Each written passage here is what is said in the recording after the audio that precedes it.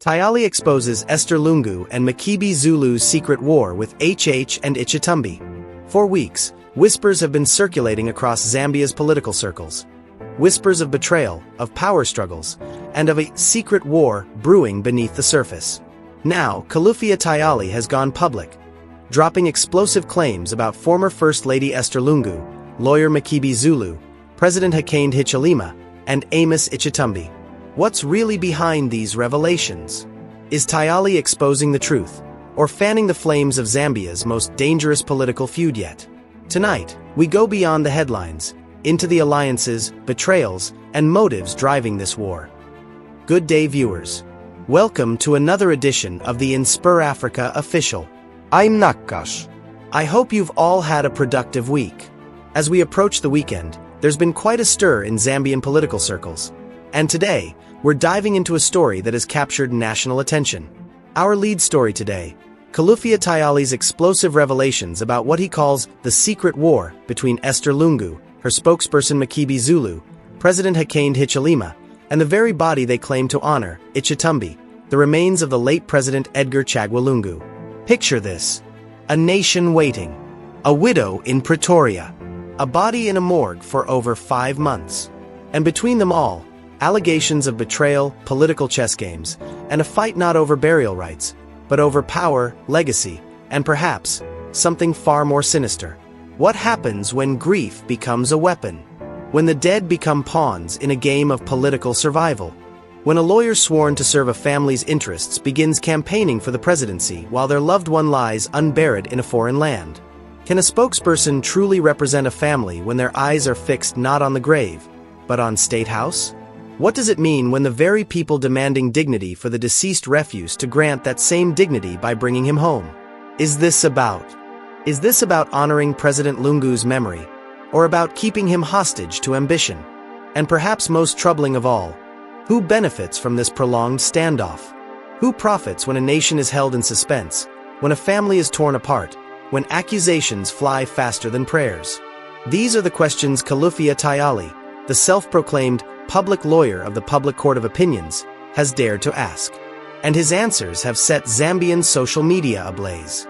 The revelation came to light through a series of social media posts and statements by Tayali beginning in late August 2025, but the roots of this controversy stretch back to June 5, 2025, the day former President Edgar Chagwa Lungu passed away in a South African hospital. On that fateful day, Edgar Lungu, Zambia's 6th Republican president, died while seeking medical treatment in Pretoria, South Africa.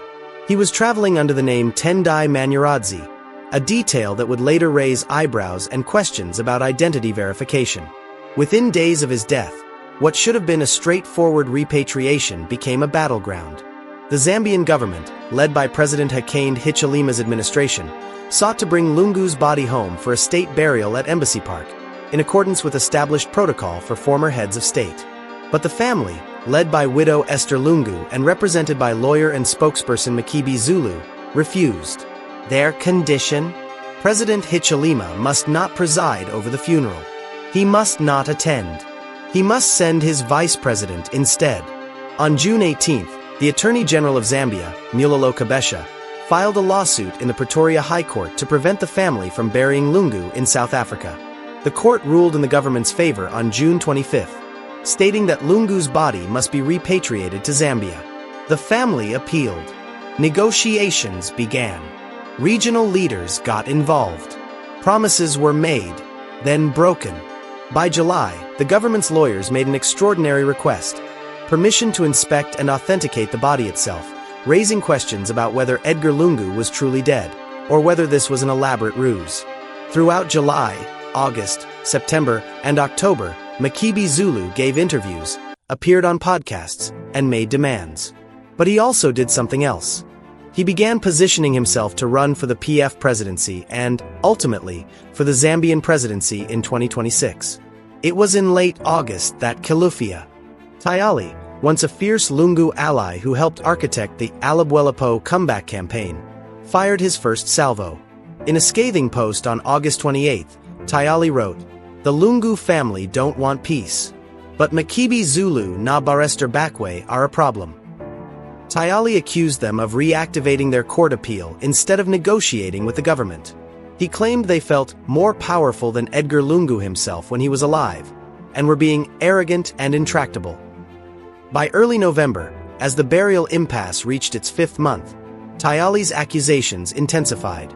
He began openly questioning Makebi Zulu's motives, suggesting the lawyer was using Lungu's unburied body as a platform for his own political ambitions. Let me share Tayali's words directly, because they paint a vivid picture of his allegations. In his August 28th post, Tayali wrote, "The Lungu family don't want peace. But Makebi Zulu na Esther Bakwe are a problem. Someone has just informed me they have notified the High Court to activate their baseless notice of appeal case instead of them engaging government. This means that the case, which was adjourned indefinitely, will be given a date of hearing. Then Black Jesus will try to hypnotize the 3 judges with arguments as to why they should allow the family to go to the Supreme Court. It will be highly courteous if the judges agree, because this case is very weak and they have shown that they are arrogant and intractable. Government has been pleading with these people, but they feel they are more powerful than Edgar Lungu himself when he was alive." The nickname Black Jesus for Makebi Zulu is particularly cutting, suggesting messianic pretensions while the body of his client remains unburied. Tayali's concerns weren't just about legal strategy. They were about something deeper. As other sources close to the situation revealed, there were whispers of betrayal within the Lungu family itself. According to reports published just days ago, sources close to Esther Lungu claimed she now feels abandoned by Makebi Zulu. One family associate, speaking anonymously, said, "She feels her trust was misplaced. She depended on Makebi during a very difficult time, but now she feels left behind and forgotten."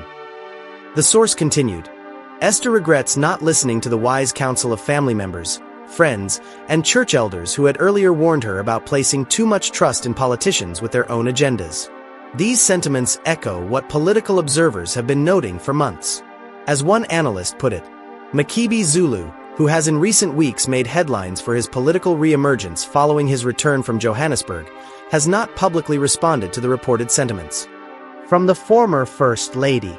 On social media, Zambians haven't held back. When Makebi Zulu posted about his presidential campaign on November 6th, exactly 5 months after Lungu's death, the response was swift and brutal. UPND media consultant Oliver Shalela commented, "Today marks 5 months since ECL died. Don't you think you should have used the day to update the nation on that issue and not posting about campaigns?" Another user, Yehia Konde, wrote simply, "I thought you posting about the burial of Edgar?" Moses Columbetta's comment cut deeper. "As Zambians, we are proud of having an international mortuary attendant, putting Zambia on the map." Perhaps most telling was this comment from a follower named Charles. "First of all, I respect your political opinion. Secondly, ain't you concerned about the body of ECL? Kindly finish the race of ECL before joining the political thing, with all due respect." Hundreds of others simply wrote one word, Molekula, mortician in local language. Makebi Zulu has consistently defended his position. In an appearance on the EMV podcast, he stated, "If today the president said, 'I will not attend Mr. Lungu's burial.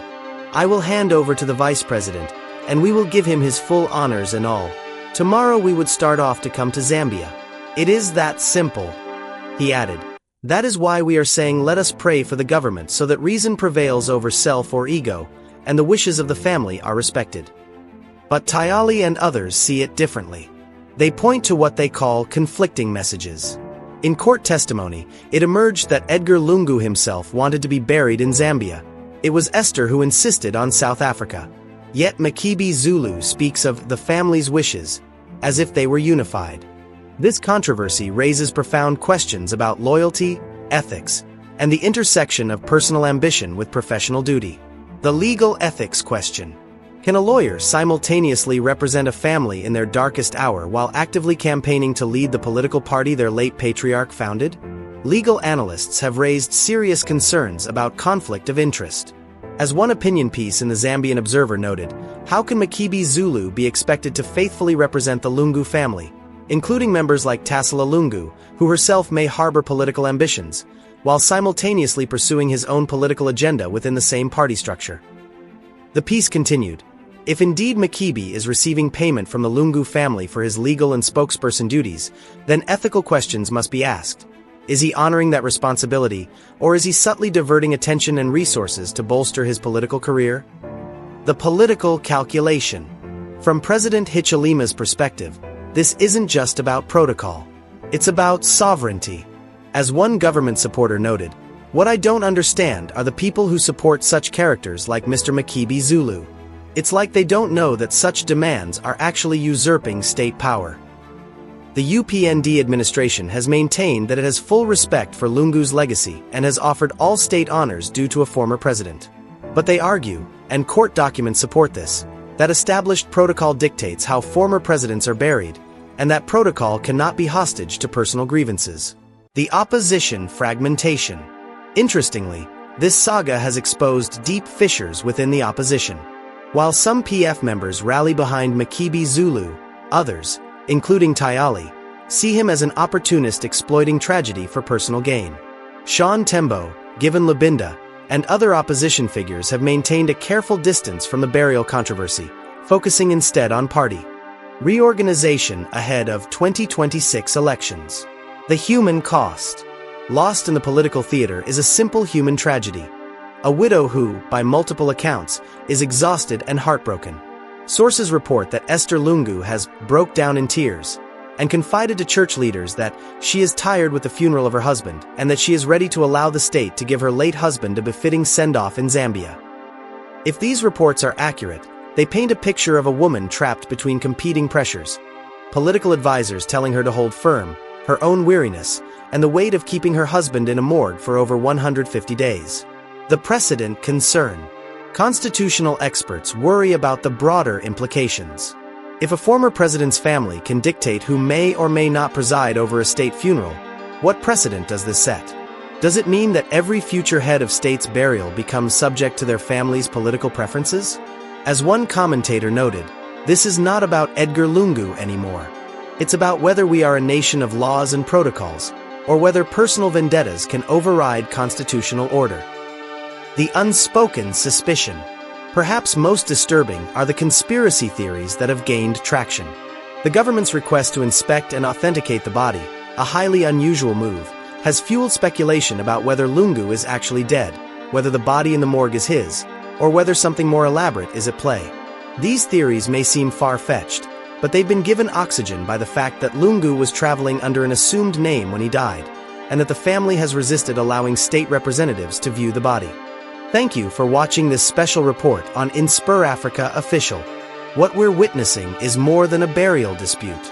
It's a case study in how grief, politics, and ambition can become dangerously entangled. Whether you agree with Tayali's accusations or stand with Makebi Zulu and the Lungu family, this story forces us to confront uncomfortable questions about loyalty, ethics, and leadership. I want to hear from you. Do you think Makebi Zulu is genuinely fighting for the Lungu family's wishes, or is he using their tragedy as a stepping stone to power? Should President Hichilema step aside from funeral proceedings, or would that set a dangerous precedent? And ultimately, after 5 months, isn't it time for Edgar Chagwa Lungu to finally rest in peace? Drop your thoughts in the comments below. Let's have a respectful but honest conversation about what this saga means for Zambia's political future. We'll be back tomorrow with more stories that matter to you and to our continent. Until then, stay informed, stay engaged, and stay inspired. This is Nakash, signing off from InspirAfrica Official. May wisdom guide us all.